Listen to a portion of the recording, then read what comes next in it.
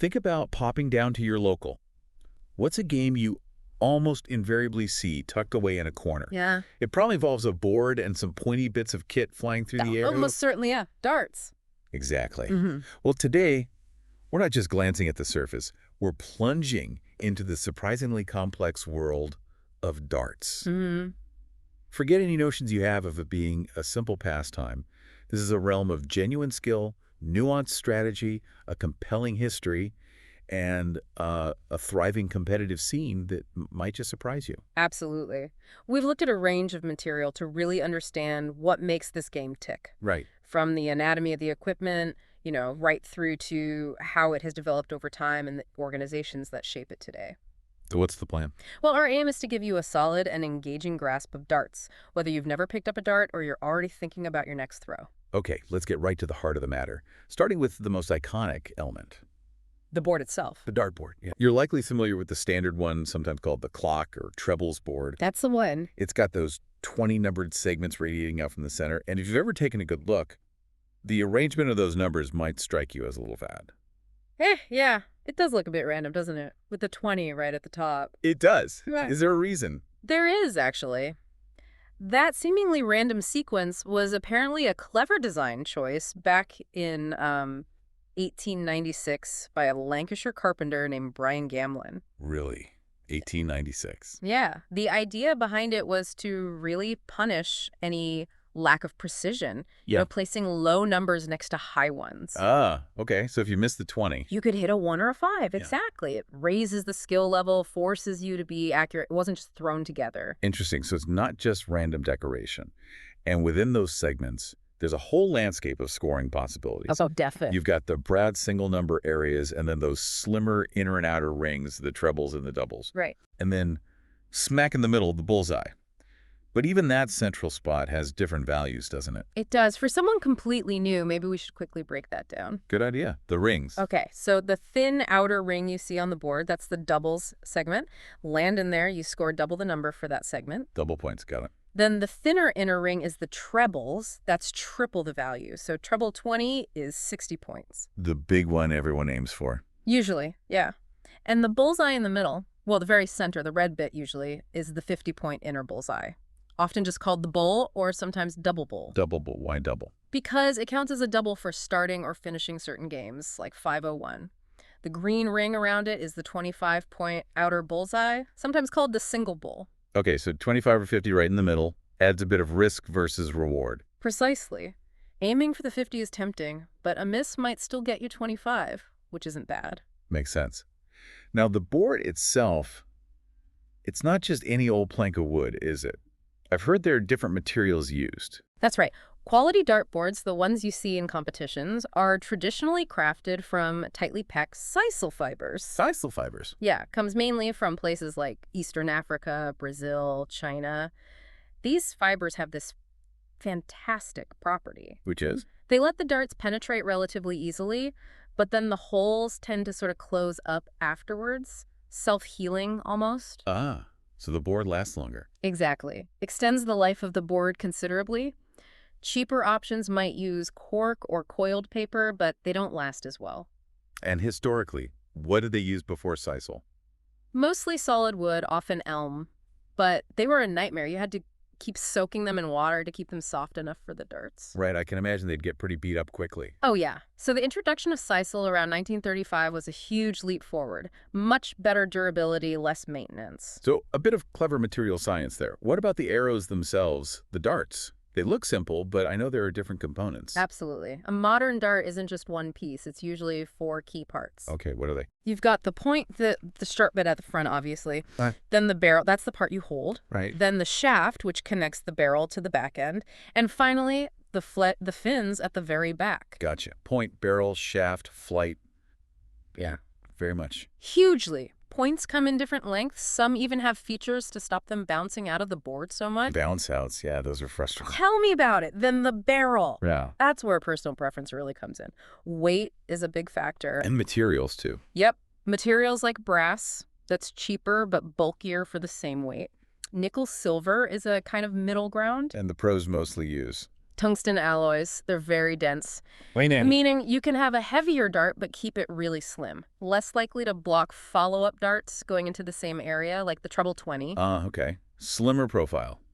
And shapes vary, too. Oh yes, you get cylindrical barrels, straight ones, ton shapes, which are fatter in the middle, torpedo shapes, widest near the point.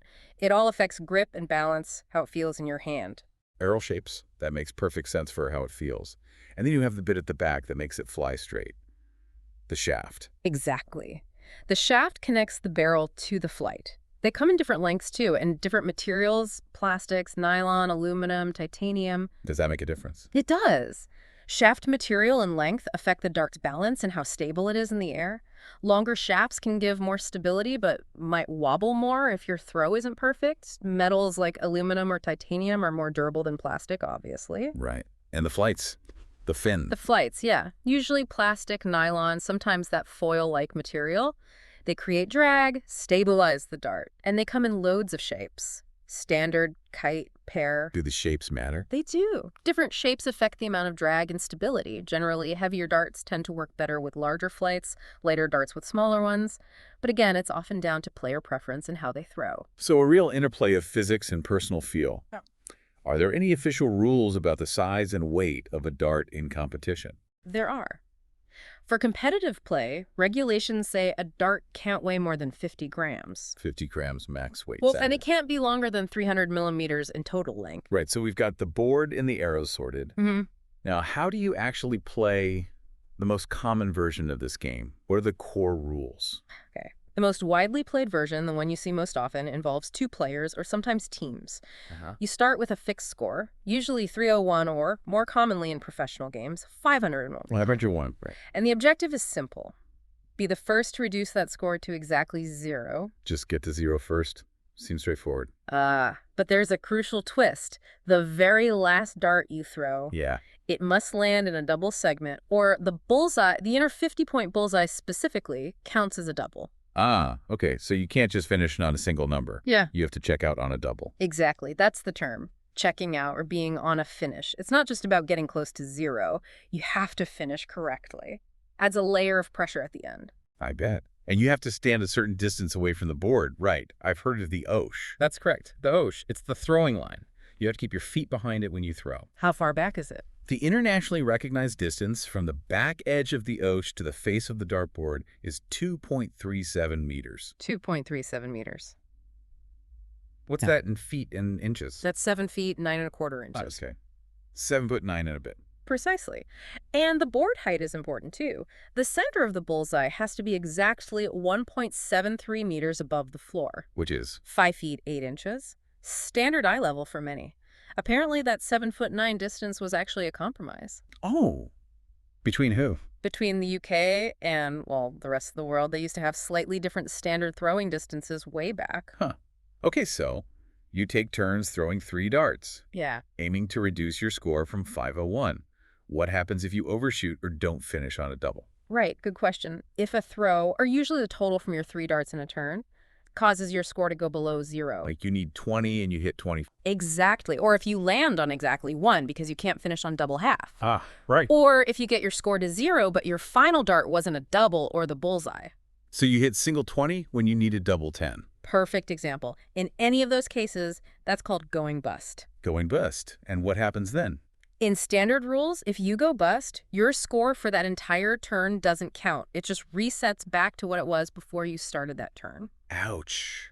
So you waste those darts. You do, and any remaining darts you had left in that turn are forfeited too. There's a less common variation called northern bust, where only the single dart that caused the bust is ignored, but standard rules wipe the whole turn. Sounds like you need to keep your wits about you with the scoring, especially near the end. Absolutely. Mental arithmetic is a big part of darts. What's the most you can score in a single turn with 3 darts? The magic number.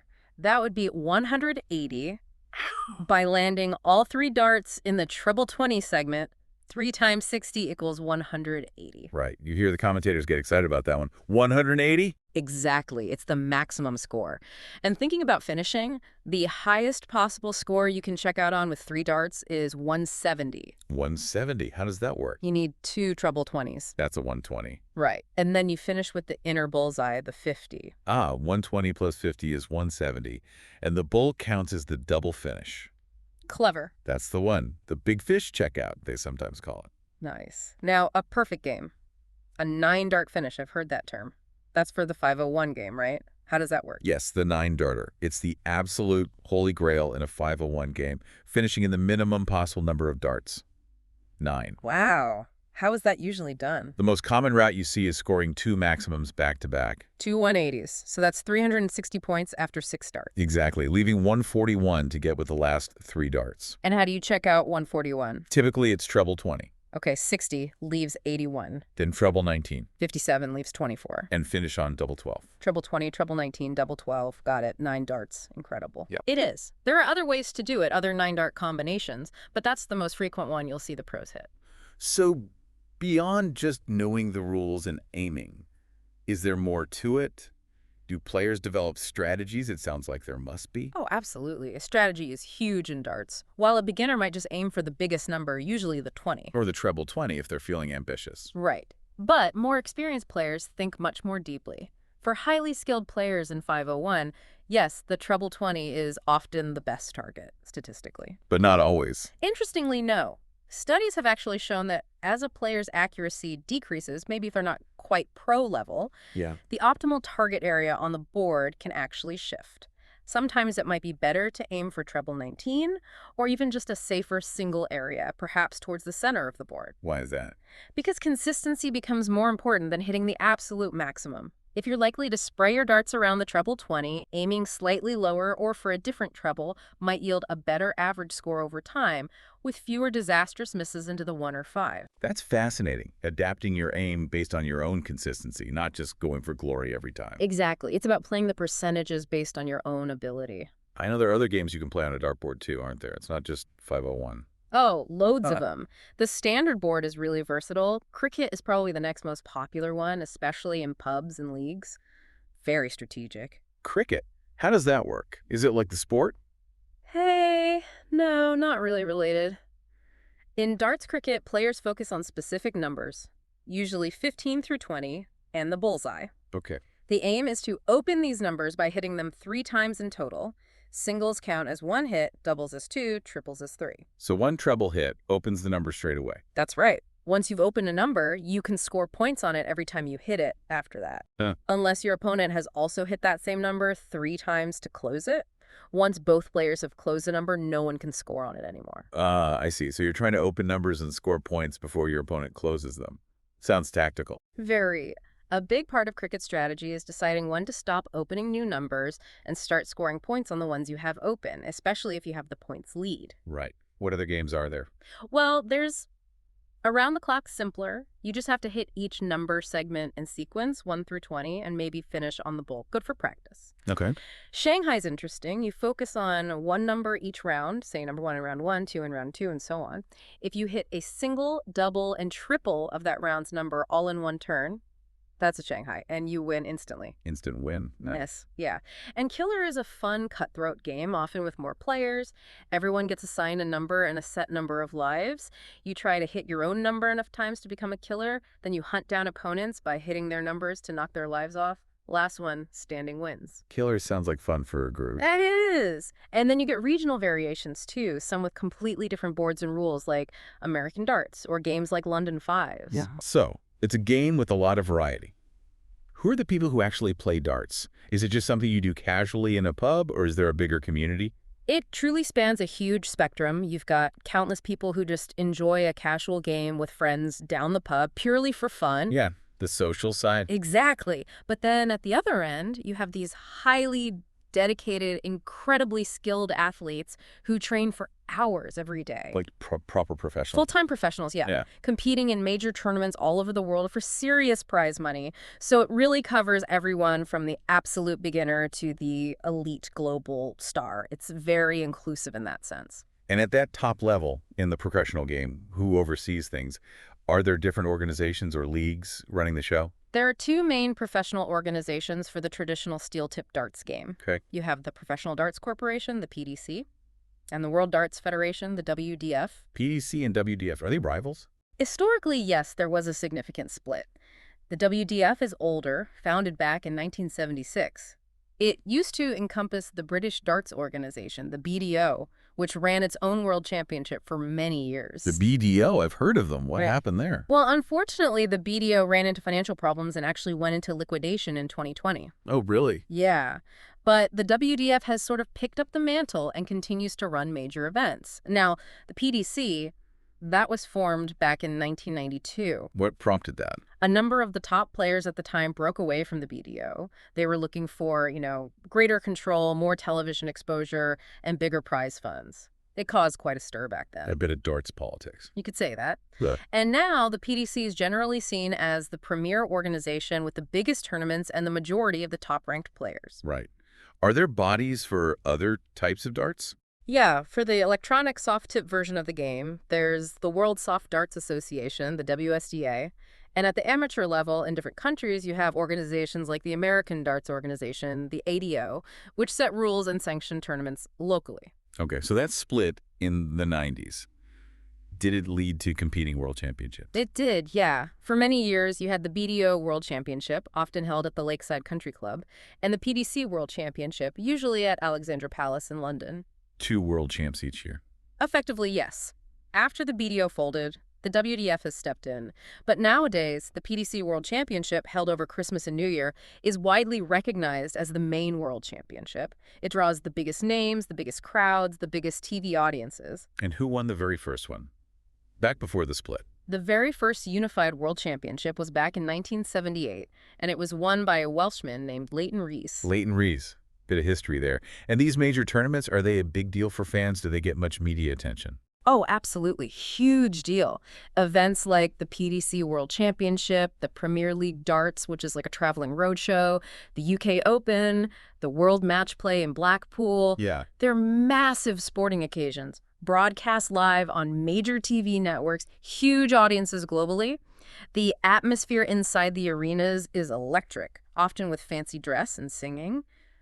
It's quite a spectacle. And the prize money now is seriously significant. It's become big business then. Very much so. We've talked about the organizations, who are some of the iconic names in the sport that people might have heard of, the real legends of darts. Oh, there have been some incredible characters and dominant players. You absolutely have to mention Phil Taylor. The power. That's him, the power. Phil Taylor, arguably the greatest ever. His record is just staggering 16 world championship titles. 16. That's phenomenal. Unbelievable dominance over 2 decades. Then you've got other massive names like Raymond van Barneveld from the Netherlands, Barney, Eric Bristow, the crafty Cockney, a huge personality in the 80s, John Lowe too. And on the women's side, Trina Gulliver is a legend. Trina Gulliver. Yeah, holds an amazing 10 women's world titles. She was even awarded an MBE, Member of the Order of the British Empire, for her services to darts. Wow. MBE for darts. That shows how far it's come. It really does. And we've seen some breathtaking moments of skill, too. Michael Van Gerwen, MVG, holds the record for the highest ever televised average score in a World Championship final. Just relentless scoring. What was the average? Over 114 per 3 darts, I believe. Just incredible. And Adrian Lewis hit a 9-dart finish in the actual final of the PDC World Championship back in 2011. The pressure. In the final. Amazing. And they keep records for things like the most 180s hit in a single match. Sometimes it's dozens and dozens between 2 top players. The standard is phenomenal now. So these are genuine athletes operating at an incredibly high level of skill and mental fortitude. No question about it. I imagine there's some kind of rankings to determine who's at the top, like in tennis or golf. Yes, exactly. Both the WDF and the PDC maintain their own world ranking systems based on players' performances in their sanctioned tournaments over usually a rolling 1 or 2 year period. Prize money won often translates into ranking points. And they use these for? Primarily for seeding in major tournaments. It ensures the top players are kept apart in the early rounds and, theoretically should meet later in the competition. Right. That makes sense. We've covered a huge amount, from the basics of the board and darts right through to the champions of the game. What about the broader cultural significance of darts? Where does it fit in society? Well, the United Kingdom is definitely the spiritual home, the birthplace of modern darts. Yeah, you definitely associate it with British pubs. Absolutely. It's deeply, deeply intertwined with British pub culture and social gatherings. For a long time, it was seen, maybe unfairly, as just a pub game, but it's always been more than that. It holds a really special place culturally. A quintessential British pastime, you could say. I think so, yeah. And it hasn't always been the highly professional sport we see on television today, has it? It must have evolved over time. Oh, massively. Its origins are a bit hazy, but it likely goes way back. Maybe archers practicing by throwing shortened arrows at tree trunks or the ends of barrels? From tree trunks to treble 20s. Yeah, quite the journey. Over centuries, the game gradually became more standardized. A really key moment, legally speaking, was in 1908. What happened then? A court case in England actually ruled that darts was a game of skill, not a game of chance. Why was that important? Because it meant it could be legally played in licensed premises, like pubs, without falling foul of gambling laws at the time. That ruling really helped it spread. Ah, okay. A game of skill. That legitimized it. Exactly. Then, much later, in the second half of the 20th century, you had the formation of organizations like the WDF, and crucially, the arrival of televised darts. Television must have changed everything. It transformed it. Suddenly, players like Eric Bristow became household names. The exposure helped the sport grow massively, not just in the UK, but internationally, too. It's quite remarkable how a game that seems so simple on the surface has such a rich and layered history. It really is. It makes you think, doesn't it? About how many activities we encounter, maybe things we dismiss as just casual fun, actually hold these deep layers of history, skill, and human endeavor. That's a great point. And the story of darts isn't finished either. It's still evolving. How so? Well, you still have regional variations being played, and the sport's becoming more inclusive, too. There are organizations now like the WDDA, the World Disability Darts Association. Okay. They're making adaptations to the rules and equipment to allow players with various disabilities to compete, which is fantastic to see. It just shows the universal appeal. That's brilliant. Well, this has truly been a deep dive into the world of darts. We've explored everything from the intricate design of the dartboard to the sheer excitement of World Championship finals. It really underscores that what might seem like a simple pub game is actually a fascinating blend of skill, strategy, quite a bit of history, and a unique cultural tradition. It certainly gives you a new perspective, doesn't it? Maybe next time you see a dartboard in a pub, you'll look at it with a bit more appreciation for the skill involved. Or maybe even be tempted to have a throw. Could be. Or perhaps you'll tune into a professional match on TV and have a much better understanding of the strategies and the pressure the players are under. Definitely. If any aspect of this deep dive has sparked your interest, whether it's the nuances of a game like cricket, the stories of legends like Phil Taylor or Trina Gulliver, or maybe the tactical thinking behind those checkouts, Yeah. we'd really encourage you to explore it further. There's clearly a whole world of darts out there waiting to be discovered beyond the pub corner. There really is. Plenty more to learn.